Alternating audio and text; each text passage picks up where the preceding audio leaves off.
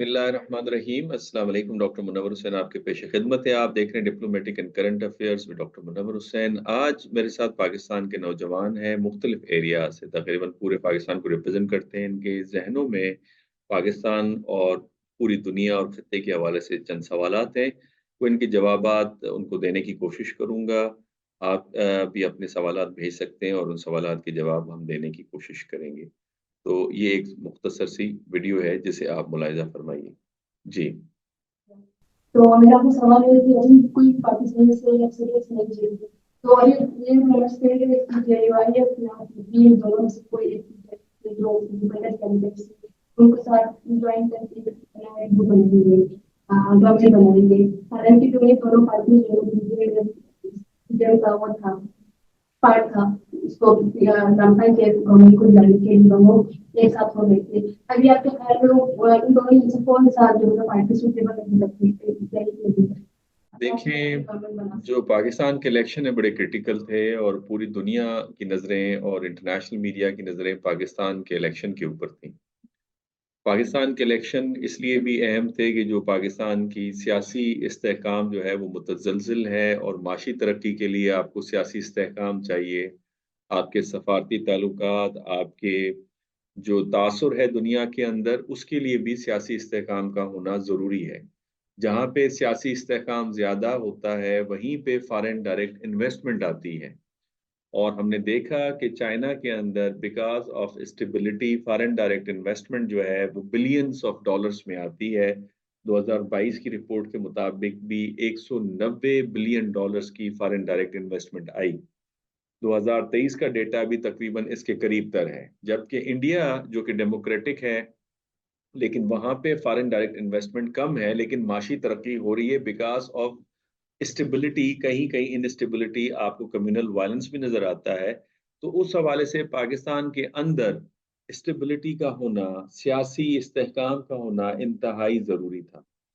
तीसरी वजह यह है कि आपकी माशी हालत कमज़ोर है, और माशी हालत को बेहतर बनाने के लिए आपको डायरेक्ट इन्वेस्टमेंट चाहिए। फॉरेन डायरेक्ट इन्वेस्टमेंट, जो इन्वेस्टर हैं बिलफर सऊदी अरब है या यूएई है या इवन चाइना मजीद इन्वेस्टमेंट करना चाहता है। ML1 जो ट्रैक ट्रेन का बिछाना है, उस हवाले से जो जदीद तरीन ट्रेन यहाँ पे चलेगी, उसके लिए उनको एक लेजिटिमेट गवर्नमेंट चाहिए, और लेजिटिमेट गवर्नमेंट इलेक्शंस के बाद होती है।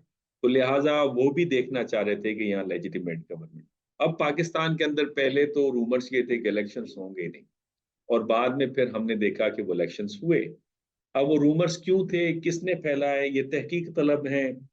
क्या ये पीडीएम की जमातों ने फैलाया ताकि कम से कम पीटीआई को वोट पड़े, या फिर पीटीआई के वर्कर्स ने इसको फैलाया, किसने फैलाया, क्या इसके पीछे अवामिल थे? एक तो ये बात है। दूसरी जो अहम बात है वो ये कि इलेक्शन बेहतर अंदाज से हुए। इलेक्शन के अंदर अगर आप देखें तो पोलिंग के अंदर पीसफुल था, कहीं कहीं आपको वायलेंस नजर आता है, अदरवाइज इलेक्शंस के अंदर बहुत वायलेंस का एलिमेंट नजर आता है, किलिंग्स होती हैं। तो इसका मतलब ये हुआ कि जो आपकी लॉ इन्फोर्समेंट एजेंसीज एंड आपकी जो आर्म्ड फोर्सेस हैं, उन्होंने बेहतर अंदाज से इसको मैनेज किया। लेकिन इलेक्शंस के ऊपर सवालिया निशान कहाँ उठा? जिस वक्त आपका इंटरनेट डाउन हो गया, जिस वक्त आपके रिजल्ट्स डिले होना शुरू हो गए, और वहां पे पीटीआई के वर्कर्स ने ये आर्गुमेंट देना शुरू किया कि देखें, अगर आप टेक्नोलॉजी से फायदा उठाते तो ये कुछ नहीं होता, और लोगों के शक व शुबात शुरू हो गए, और यहां तक कि इंटरनेशनल मीडिया के शक व शुबात शुरू हो गए। कहना ये था कि अगले दिन 11 बजे तक आपके सारे रिजल्ट्स आने थे, और उस डिले होने की वजह से, और फिर उसके बाद इस तरह की कंप्लेन्स आना कि बहुत सारी जगहों पे फॉर्म 45 के बाद फॉर्म 47 के अंदर कुछ और है, इस तरह के क्लेम्स का आना इलेक्शंस के ऊपर सवालिया निशान है। तो इससे जो पाकिस्तान का तासुर है पूरी दुनिया में, क्या वो अच्छा गया? नंबर दो, जिस लेजिटिमेसी की वजह से हमने इलेक्शंस करवाने थे, क्या वो लेजिटिमेसी आने वाली गवर्नमेंट को मिलेगी? नंबर तीन, जो मैंडेट मिला है पीडीएम की जमातों को, वो भी बड़ा मखलूत किस्म का और कमजोर किस्म का आपको नजर आता है। मिसाल के तौर पे पीएमएलएन का जो सीट्स हैं, आप अगर देखें वो 71-72 पे खड़े हुए हैं, और इसी तरह पीपल्स पार्टी को देखें तो वो हार्डली 50 को जाके टच कर रहे हैं। और जहां पे खुद जो सिंध की अपोजिशन पार्टी है, जो पीर पगारा के नीचे लीडरशिप के अंदर काम कर रही है, जिसका नाम GDA है, उन्होंने भी इस इलेक्शंस को तस्लीम करने से इनकार कर दिया है। उन्होंने कि ये कहा कि ये पाकिस्तान की रियासत मुखालिफ इलेक्शंस थे। यानी आप इलेक्शंस को अच्छा या बुरा तो कह सकते हैं, लेकिन वो उनकी जो ये इस्तलाह है, वो बताना ये चाह रहे हैं कि क्या खुदा न खास्ता इस इलेक्शन के जो नताइज हैं वो कहीं पाकिस्तान को बहुत सीरियस किस्म की गजन तो नहीं पहुंचाएंगे। तो लिहाजा इस सूरत हाल में जहां पे अभी भी पॉलिटिकल स्टेबिलिटी नजर नहीं आ रही, आपको याद होगा मैंने पहले भी आपको लेक्चर दिया, मुझे लगता था कि इलेक्शंस में कमजोर मैंडेट आएगा PDM की जमातों का, और अगर उनकी मखलूत हुकूमत बनेगी तो पॉलिटिकल स्टेबिलिटी नहीं आएगी। इसलिए इकोनॉमिक प्रॉस्पेरिटी के ऊपर सवालिया निशान उठता है। रिफॉर्म कौन लेकर आएगा? रिफॉर्म करना जरूरी है। चाइना का मेन कंसर्न है security and economic reforms. Pakistan के अंदर माशी रिफॉर्म्स का आना जरूरी है। तो इस हवाले से पाकिस्तान की जो सियासी इस्तेहकाम है, पाकिस्तान का जो माशी तरक्की है, उसके ऊपर एक सवाल उठते हुए नजर आ रहा है। और पाकिस्तान का तासुर जो है, पाकिस्तान की जो रैंकिंग है ट्रांसपेरेंसी के हवाले से इलेक्शंस में, और जुडिशरी के हवाले से तो पहले ही था, फिर पॉलिटिकल पार्टीज में करप्शन के हवाले से जो था आंसर, वो उसका ग्राफ बढ़ते हुए आपको नजर आ रहा है। अब जो ताकत के ऐवानों में लोग बैठे हैं, उनके ऊपर ये फर्ज है कि ये हम इस वक्त क्रिटिकल जंक्चर के ऊपर, मैं समझता हूँ पाकिस्तान की तारीख में एक 1971 और एक इस वक्त, हम उस नहज के ऊपर खड़े हैं जहां पे हर किसी ने सबसे पहले पाकिस्तान को रखना। सबसे पहले पाकिस्तान, फिर अपना मफाद।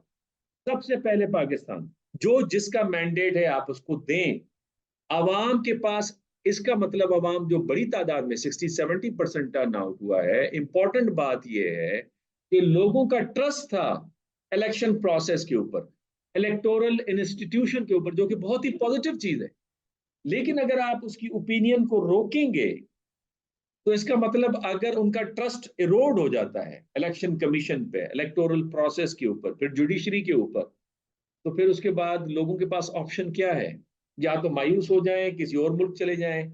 अगर ये साथ ही जेरीज इस्लामाबाद में आप देखें, वो सारा रोड ब्लॉक होता है, बड़ी तादाद में लोग निकल रहे हैं मुल्क से। और दूसरा ऑप्शन क्या है? वायलेंस का। तो वो दोनों हमारे हक में बेहतर नहीं है। तो मैं समझता हूं कि this is the time where all political parties they must sit together and they have to sign the charter of crisis management. We are in a state of crisis, and if we fail to address this crisis, this would lead us towards war. और मैं ये खबर सुन रहा हूँ कि border के ऊपर जो एक्सरसाइजेज हैं एयरफोर्स की, वो तेज हो गई हैं, और हमारे जो मुखालिफ ममालिक हैं उनको तो इस तरह का मौका चाहिए। तो मैं समझता हूँ कि अक्ल के नाखून लेने होंगे। अदरवाइज लोगों का ट्रस्ट अगर इरोड हो जाता है हमारी एडमिनिस्ट्रेशन के ऊपर, इससे ज्यादा बुरी चीज और कोई नहीं होगी। He was not election commissioner. He is commissioner of Rawalpindi division, and his allegation is that elections could not be conducted fair in Rawalpindi, and he was involved in that. And he managed the bogus votes in favor of the candidates of PMLN and People's Party. And he believed that since he could not remain honest, so therefore this is a burden on his consciousness, and he felt that it is better for him to tell the secret, to tell the truth to the people of Pakistan, and he is demanding punishment. Now, question is, it needs to be investigated. The allegations that he has levied against himself and some other people, whether those allegations are true or false. If he has allegations, he must have evidences, because decisions are made on the basis of evidences. क्या उसके पास सबूत हैं?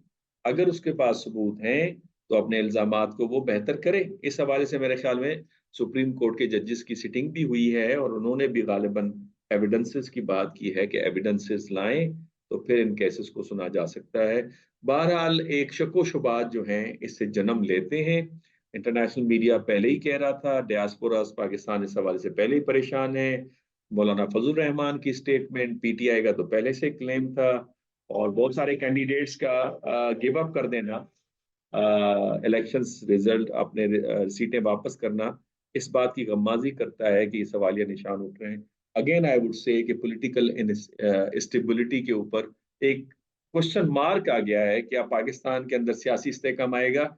मैं समझता हूँ नहीं आएगा, नहीं आएगा, नहीं आएगा जब तक सारे पॉलिटिकल लीडरशिप बैठकर crisis of charter of management जब तक साइन नहीं करेंगे, और मुल्क को अपने मफादात से आगे जब तक नहीं रखेंगे। मुल्क होगा तो मेरा भी इन्फ्लुएंस होगा ना, मेरी मुझे भी दुनिया पहचानेगी ना।